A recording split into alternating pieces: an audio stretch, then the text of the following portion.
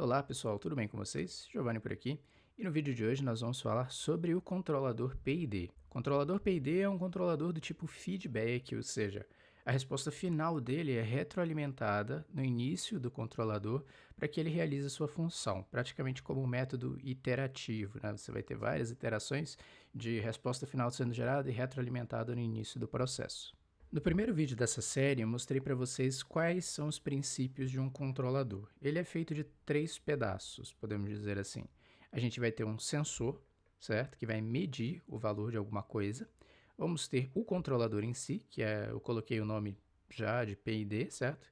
E vamos ter um atuador, que nesse caso vai ser uma válvula. E na maioria dos processos químicos vai ser um tipo de válvula. O sistema que a gente vai usar de exemplo é aquele mesmo sistema que a gente já viu várias vezes, em que a gente tem uma vazão de alimentação que é zero e uma vazão de saída que vai ser igual a K, uma constante, vezes a raiz da altura do tanque. A gente já viu que nesse tipo de sistema o objetivo principal é controlar a altura do tanque para que ela não ultrapasse os valores de segurança. A estratégia que a gente vai utilizar é manipular a vazão de entrada que é zero. Então, qual vai ser o caminho para fazer isso? A gente vai ter um sensor que vai medir a altura em um certo instante, e ele vai ficar fazendo essa medição constantemente. A gente vai ter o controlador PID comparando o valor da altura nesse instante com o valor desejado, que a gente vai começar a chamar agora de valor de set point, SP. E aí a diferença entre esses dois valores a gente chama de erro.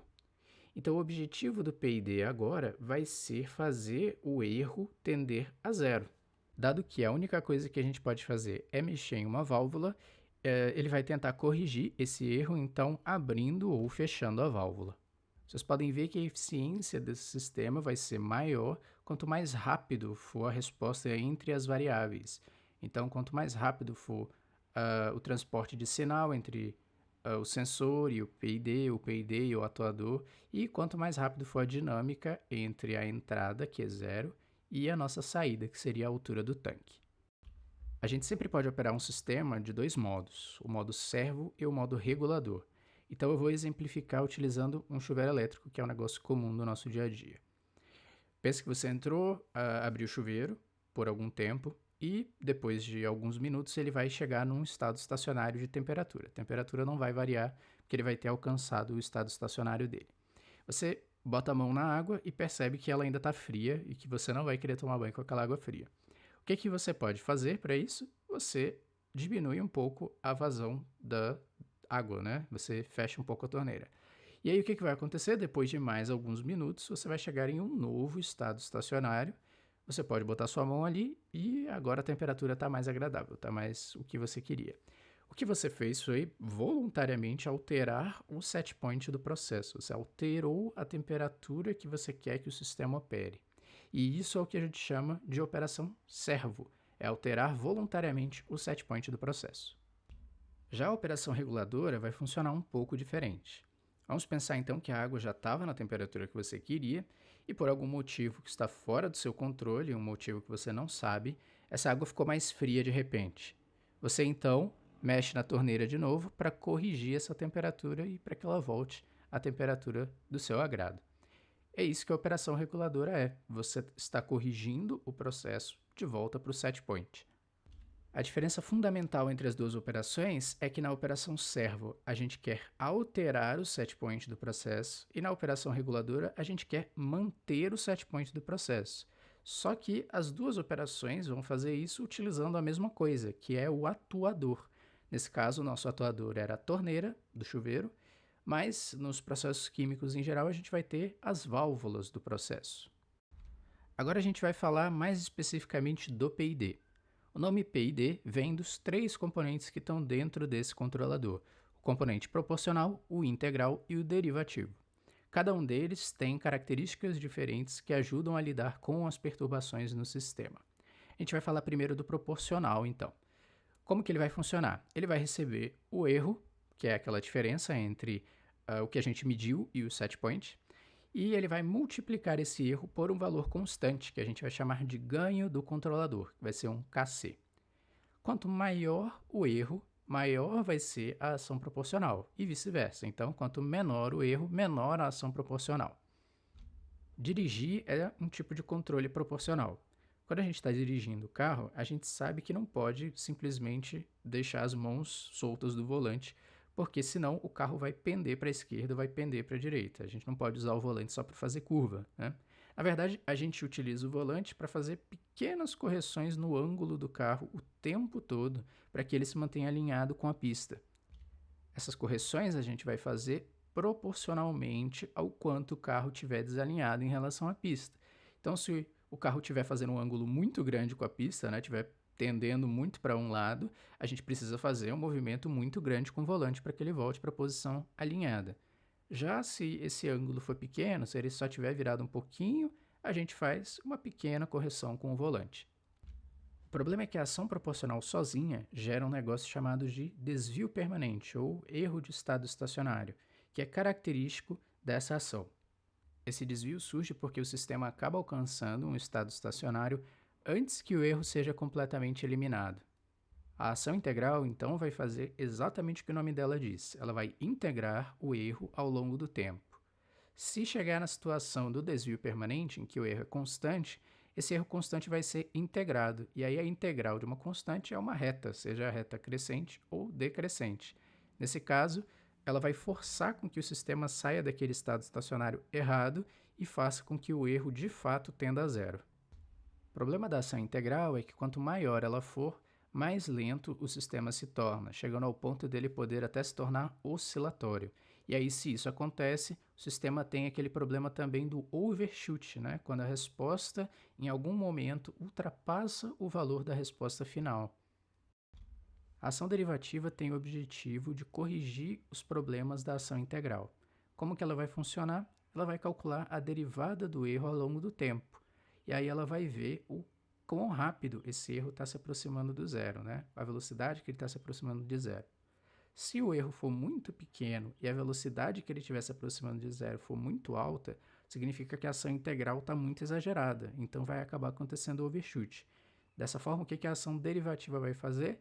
Ela vai fazer com que essa velocidade em que o erro está se aproximando de zero diminua, e aí a resposta vai atingir o valor final de forma mais suave. Então ela não vai oscilar tanto e vai acabar sendo mais rápida do que com a ação integral. Bom, nem tudo é perfeito, a ação derivativa também tem problemas. Como ela calcula a derivada do erro, se a derivada variar muito ao longo do tempo, ou seja, se o sistema tiver uma oscilação muito grande, seja isso devido à própria natureza do sistema ou devido a ruído, né, no sinal que vem para o controlador, a gente pode acabar tendo uma ação derivativa exagerada que pode tornar o sistema instável. O PID ele vai funcionar como um bloco do nosso sistema, e da mesma forma que o processo vai ter a função de transferência dele, o PID também vai ter uma função de transferência que vai ter as suas próprias constantes características. A ação proporcional é representada apenas por uma constante, que a gente vai chamar de Kc, que é o ganho do controlador. Já a ação integral vai ser representada por outra constante vezes 1 sobre S. Nesse caso, S é a variável do tempo no domínio de Laplace. Por fim, a ação derivativa vai ser representada por uma constante vezes S. Quem escolhe o valor dessas constantes é o projetista do controlador, e ele precisa escolher esses valores de forma com que o sistema seja o mais rápido possível e o mais estável possível. Existem diversas formas do projetista escolher o valor dessas variáveis. Ele pode fazer a simples tentativa e erro, ele pode utilizar algum método matemático, tipo Ziegler-Nichols, Cohen-Kuhn, ou ele pode utilizar algum tipo de otimizador digital, que já seria um negócio de mais alto nível. Essa parte de escolha dos valores das variáveis eu já acho que foge um pouco do meu objetivo com essa série de vídeos, então se vocês tiverem mais curiosidade sobre como isso é feito, sugiro que vocês procurem os termos sintonia de PID, ou em inglês seria PID Tuning. Agora a gente vai ver na prática um pouco do que eu falei. A gente vai observar como um sistema de segunda ordem oscilatório vai se comportar perante um degrau unitário no seu set point. Eu deixei explícitas as constantes do controlador e a função de transferência do sistema. Vocês podem ver que o controlador tem apenas a ação proporcional. Então, muitas pessoas dizem que é um controlador do tipo P, né? Porque ele não tem nem o I nem o D. A linha verde vai representar o degrau unitário e a linha preta vai representar a resposta do nosso sistema ao degrau unitário. Vejam que a gente está fazendo uma operação do tipo servo aqui, mudando o valor do setPoint. Olhando a resposta do nosso sistema, a gente pode ver as características da segunda ordem oscilatória, tendo o overshoot e as famosas oscilações, que nesse caso nem são tão exageradas. Agora, olhando as características em relação ao controlador, a gente pode ver que tem um desvio permanente de 0,5 unidades, porque a gente queria que o setPoint fosse para o valor de 1 e ele ficou ali no valor de 0,5, tendo então um desvio permanente de 1 menos 0,5, que vai ser igual a 0,5 unidades. Nesse segundo exemplo, a única diferença que a gente vai ter é que agora vamos ter ação integral, com o valor de ganho igual a 1. Nessa situação, em que vamos ter um controlador com ação proporcional mais a integral, costuma se chamar de controlador PI. Vocês podem ver que a ação integral corrigiu o desvio permanente e que a resposta final está realmente tendendo ao valor de 1. O problema é que o overshoot aumentou e a frequência das oscilações também, o que tornou a resposta mais lenta do que no exemplo anterior. No exemplo anterior, o controlador atingiu a resposta final em 12 unidades de tempo, mais ou menos. Mas nesse exemplo aqui, a gente pode ver que até em 20 unidades de tempo a gente ainda tem oscilações. Nesse último exemplo, a gente adiciona a ação derivativa, com um ganho também igual a 1. Então agora a gente tem um controlador PID completo. O desvio permanente já tinha sido corrigido pela ação integral, mas a ação derivativa ajuda a reduzir tanto o overshoot quanto a frequência das oscilações. E no fim, a resposta final é atingida mais rapidamente. É importante que vocês vejam que os valores escolhidos para as constantes Kc, Ki e Kd são fundamentais para o formato da resposta final. Se esses valores fossem diferentes, a gente teria a resposta final com formatos diferentes. Em especial, se os valores de Ki e Kd fossem maiores, é bem possível que o sistema caísse em instabilidade. Nessa situação de instabilidade, o sistema começa a oscilar de forma progressiva, então essas oscilações ficam cada vez maiores e com a frequência maior, de forma que o sistema fica completamente fora de controle. No próximo vídeo, eu vou falar um pouco melhor sobre essa questão de estabilidade, instabilidade e como saber, antes de simular a resposta, se um sistema vai ser estável ou não. Eu já falei antes que o PID vai funcionar como um bloco no nosso diagrama de blocos. Então a gente precisa saber como que a gente vai construir um diagrama de blocos que inclua o controle feedback com o nosso controlador PID dentro dele, certo? A gente começa com a função de transferência do processo. A gente vai ter uma variável x, uma variável manipulada, que, através da manipulação dela e da dinâmica da função de transferência, vai afetar a nossa saída y. A gente sabe também que o PID ele vai receber um erro e ele precisa agir sobre a entrada. Então, a gente pode imaginar que o PID precisa estar antes da função de transferência, já que é ele que vai dar o sinal da manipulação da nossa variável x. E aí, o sinal que vai entrar no PID vai ser justamente um sinal de erro, que eu coloquei como um E minúsculo. O sinal do erro, a gente sabe que é uma diferença entre o setPoint e a variável de resposta, o nosso y, certo? Então, a gente vai ter uma composição de dois sinais. Vai ter o sinal do YSP vindo com valor positivo e o sinal de y entrando com valor negativo. Como a gente mencionou antes, esse é um sistema do tipo feedback, ou seja, a nossa resposta ela vai ser retroalimentada ao nosso controlador. Ou seja, o sinal de y que subtrai do sinal de YSP, na verdade, é o mesmo sinal de y que sai da função de transferência, ele só é dividido. Vocês devem lembrar que a gente tinha a operação servo e a operação reguladora. A operação servo a gente já demonstrou a partir do YSP, que vai ser o nosso setPoint. Agora, a operação reguladora depende de perturbações no sistema. E aí vocês precisam lembrar que as perturbações só vão ser sentidas pelo sensor do sistema, ou seja, só vão ser sentidas pela resposta, depois que já passou pelo processo, já passou pelo PID. Por isso que eu coloquei a entrada da perturbação, que foi representada por essa letra D, depois da função de transferência. O sinal da perturbação, então, vai ser somado ao sinal que sai da função de transferência e depois vai ser retroalimentado ao PID, que precisa gerar uma resposta na variável manipulada para corrigir essa perturbação no sistema. Além das funções de transferência do controlador e do próprio processo, a gente sabe que o atuador e o sensor também podem ter as suas funções de transferência, as suas dinâmicas. Então, para posicionar os blocos, desses dois elementos do nosso sistema, A gente pode colocar o atuador entre o PID e a função de transferência, porque vai ser a dinâmica da válvula, né? A gente sabe que é a válvula que vai afetar a função de transferência, e o sensor fica depois da divisão do sinal da resposta. Dessa forma, a gente acabou de construir uma malha de controle para esse sistema dinâmico genérico que a gente inventou. Essa malha de controle, a gente sabe, não precisa obrigatoriamente ter as dinâmicas do atuador e do sensor, mas no mínimo a gente vai ter a equação do controlador, do PID, e a função de transferência do próprio sistema. Como cada bloco vai ter uma função de transferência, a gente pode pensar em operações entre os blocos para compor uma função de transferência do nosso sistema inteiro. A gente vai querer então uma função de transferência cujas entradas são a perturbação e o setpoint, e a saída é a nossa resposta da variável y. Eu vou então chamar a função de transferência do controlador de GC, a do atuador de GA, a função de transferência do processo de GP e a função de transferência do sensor de GS. A gente pode então escrever duas equaçõezinhas aritméticas, uma que diz que a resposta vai ser igual à perturbação mais o produto entre GC, GP e GA vezes o erro. E a outra equação diz que o erro é igual ao y setpoint menos a resposta vezes GS, que seria a função de transferência do sensor. Eu posso substituir a segunda equação, que representa o erro E, na primeira equação, e aí eu posso ficar com essa equação.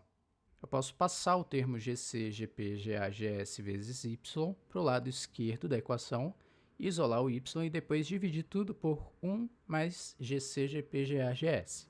E aí a gente vai terminar com o que eu queria, que era uma função de transferência entre a perturbação e o setpoint e a minha variável controlada y. Essa função de transferência que a gente chegou agora é o que a gente chama de função de transferência de malha fechada. Vocês podem ver, como eu já falei, que a resposta y vai depender de duas entradas, a perturbação D e o setpoint YSP. E aí, a gente sabe que a primeira função de transferência, que é a função de transferência em relação à perturbação, vai ser referente à operação reguladora, e a segunda função de transferência vai ser referente à operação servo. Além disso, a gente vai ter que o denominador 1 mais GC, GP, GA, GS vai ser a nossa equação característica da malha fechada. E ele vai ter grande importância na estabilidade do sistema, que é o que a gente vai ver no próximo vídeo. A partir de agora, nós vamos começar a pensar em como controlar um processo químico. Antes da gente pensar em um PID para o processo, a gente já deve ter em mente quais vão ser as entradas do nosso sistema, as saídas do nosso sistema, quais dessas saídas a gente quer controlar e quais entradas vão afetar quais saídas, ou seja, quais as conexões que a gente tem entre entradas e saídas. As formas mais comuns de controle que a gente vai ter e que a gente vai utilizar aqui são aquelas que usam uma entrada para controlar uma saída. Ou seja, se o sistema tiver mais saídas do que entradas, nem todas as saídas vão poder ser controladas. E por fim, cada par, entrada manipulada e saída controlada, precisa de um controlador PID próprio. Então, a gente vai utilizar o exemplo do vídeo anterior, que era de um tanque com um trocador de calor. Eu trouxe de novo o diagrama do nosso processo e eu tinha falado no vídeo anterior que as nossas entradas eram Q0 e QC. Além disso, a gente tinha três saídas, que era H, a temperatura do tanque T e a temperatura final do trocador TC. Vocês podem ver que a gente vai ter mais saídas do que entradas, ou seja, nem todas as saídas a gente vai poder controlar. Eu preciso então fazer uma escolha, e a escolha que eu faço é controlar a temperatura do tanque em detrimento da temperatura do trocador.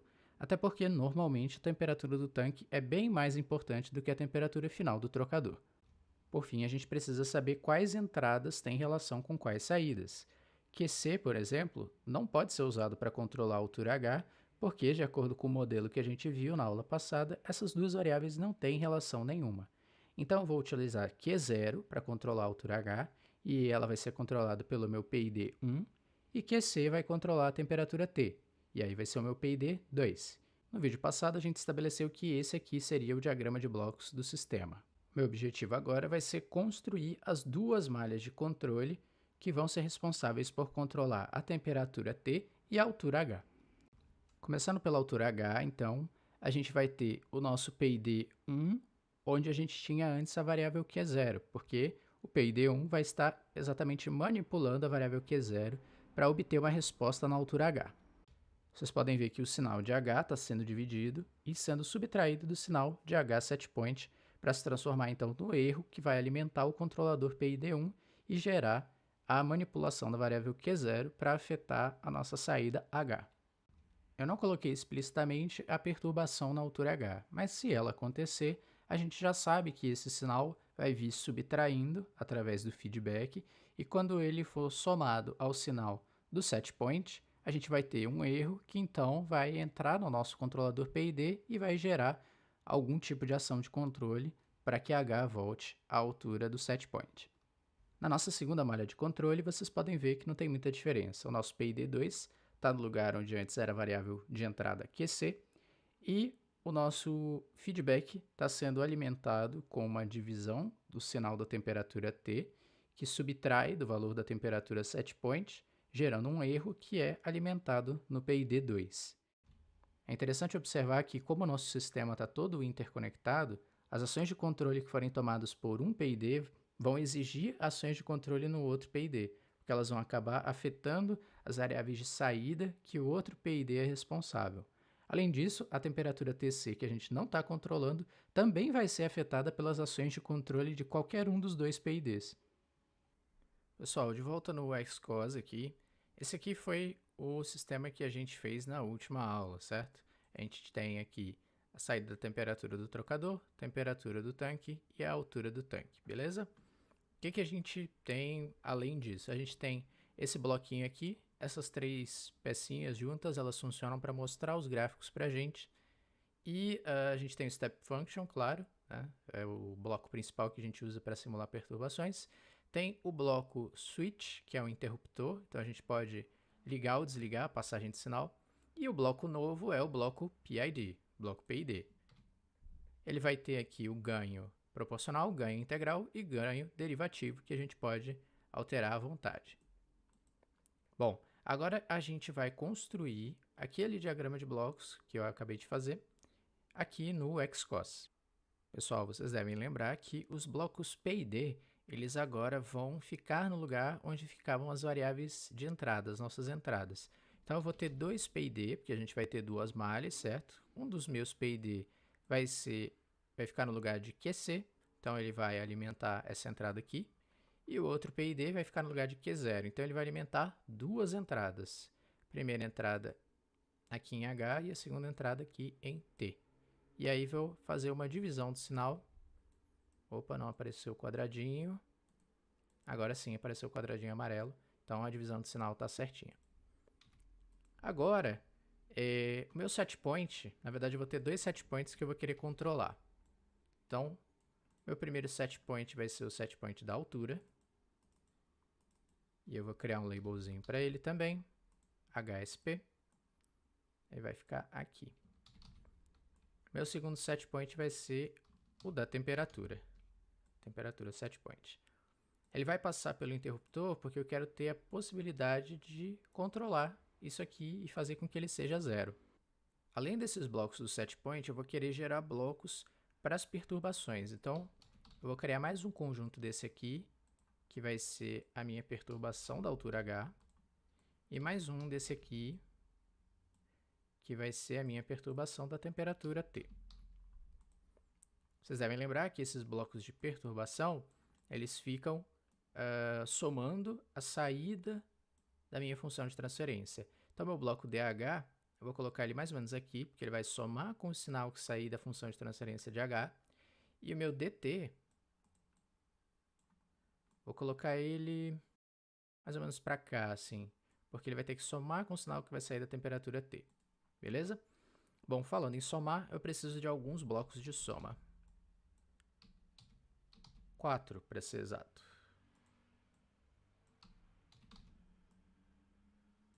Eu vou precisar desses 4 blocos de soma porque eu vou ter essa soma que acontece aqui e também a soma do sinal que sai daqui da função de transferência com o sinal da perturbação, tanto aqui quanto aqui. Agora eu vou fazer algumas conexões aqui. Então, a primeira conexão eu vou fazer aqui. Aqui. Essa aqui precisa entrar aqui. E essa aqui. Eu vou passar esses blocos um pouquinho mais para baixo e fazer a mesma coisa para cá. A diferença é que aqui eu vou querer que esse entre aqui nessa porta e esse nessa aqui. E aí a gente vai ter, vou botar esse um pouco mais para baixo, vamos ter isso aqui, né? E isso aqui. Agora, a gente tem a parte do feedback em si, né? Então, a gente tem que o que sai daqui precisa ser retroalimentado no nosso sistema. O que sai da altura vai ser retroalimentado no PID que está controlando a altura. E o que sai da temperatura, da mesma forma.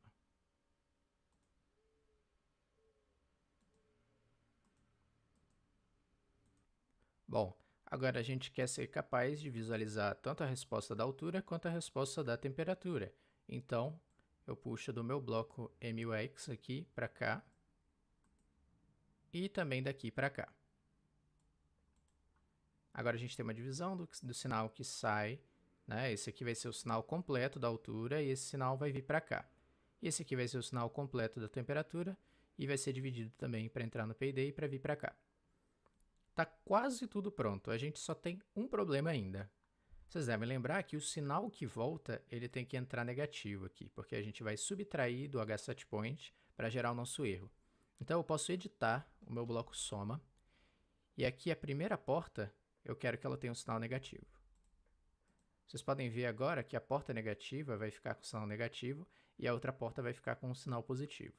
Eu vou fazer a mesma coisa aqui. A diferença é que a porta que está entrando o sinal feedback é a segunda, então a mesma coisa ao contrário. Agora eu vou simular 4 situações aqui.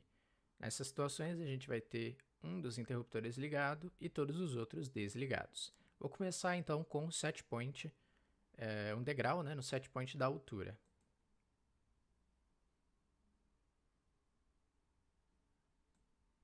Vocês podem ver que o tamanho da janela está indo de menos 6 até 6 unidades e o tamanho, a duração da integração é de 0 a 300 unidades de tempo. A linha preta é a altura. Vocês podem ver que ela deu uma oscilada no começo, mas tendeu ao valor de 1, que é o seu setpoint novo agora. E a temperatura, olha só, oscilou também, só que oscilou bem mais pesadamente e depois retornou ao seu valor de 0, né, já que a gente não deu nenhum sinal para que o setpoint da temperatura mudasse. Então, o que agiu na altura foi a operação servo e o que agiu na temperatura foi a operação reguladora, por isso que ela voltou para 0. Agora, olha só, se a gente for analisar as constantes do controlador PID, a gente pode ver que nas duas situações a ação integral é muito exagerada e ela acaba gerando esses overshoots aqui, né, e as oscilações. Isso aqui não é desejado que aconteça, então provavelmente para se corrigir essas oscilações exageradas, eu poderia, por exemplo, diminuir a constante integral e aí isso reduziria, né, essa ação integral tão exagerada e ia fazer com que a resposta fosse mais rápida. Na nossa segunda simulação, vamos desligar aqui e dar um degrau na temperatura do tanque, beleza? Então, vou simular de novo. E aí, olha só que legal. Dessa vez, só a temperatura oscilou e chegou ao seu novo setpoint, operação servo aqui na temperatura. Agora, a altura H não mudou em nada, ela nem oscilou, ela permaneceu 0 o tempo todo. Por que isso aconteceu? Bom, vocês podem ver que a ação de controle do PID2, que é o que está agindo aqui na malha da temperatura, é de controlar aquela variável QC. Só que não existe nenhuma ligação direta entre a variável QC e a altura H, né? Não tem conexão entre as duas variáveis. Então, um degrau aqui, ou qualquer ação de controle que o PID tomar em QC, não vai afetar a altura H de forma nenhuma. Agora, a gente vai gerar uma perturbação degrau na altura. Então, vou ligar esse interruptor.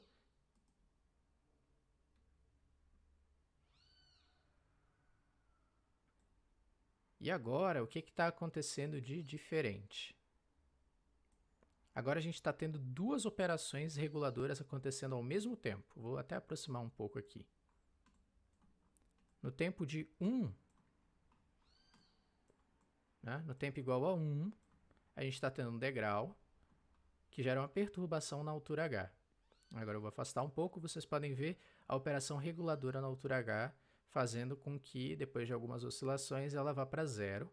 E a operação reguladora também na temperatura, que é afetada pela ação de controle do PID1. Também oscilando um pouco mais, né? A gente percebeu que a ação de controle do PID2 ela tem uma ação integral que gera oscilações maiores na sua resposta final. Também ocorrem algumas oscilações, mas depois de um tempo também tende ao valor do set point zero, né? Então, duas operações reguladoras ao mesmo tempo. Por último agora, vamos desligar esse aqui e gerar uma perturbação degrau na temperatura T. Simulando novamente aqui. Isso aqui a gente já imaginava que fosse acontecer isso aqui, né? Como vocês devem lembrar, ações de controle na malha da temperatura não afetam a malha da altura. Então, a gente só vai ter uma operação reguladora acontecendo que vai ser na própria temperatura. A gente teve um degrau, ela foi para o valor de 1, mas depois o controlador foi, depois de algumas oscilações, fazendo ela voltar para o seu valor de 0, que é realmente o objetivo da operação reguladora. A gente viu através desse exemplo, então, como que a gente coloca as malhas de controle no nosso sistema dinâmico e como que elas podem se comportar caso esse sistema esteja interconectado, como era o caso desse aqui. Se eu fosse o projetista desse sistema de controle, eu iria diminuir a ação integral dos controladores, em especial do PID2, porque a gente viu que as oscilações na temperatura estavam com uma frequência e um overshoot bem maior. Se a gente diminuísse essa ação integral, a gente poderia acelerar a resposta da nossa malha. Além disso, a gente poderia aumentar o ganho proporcional e o ganho derivativo. O proporcional ajudaria a aumentar a velocidade da malha e o ganho derivativo iria diminuir quaisquer oscilações, qualquer overshoot que sobrasse ainda da resposta integral.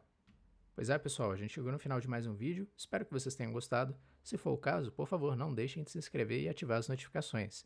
E também deixar um like se vocês acharam que esse vídeo ajudou vocês de alguma forma. Muito obrigado novamente e até a próxima. Tchau!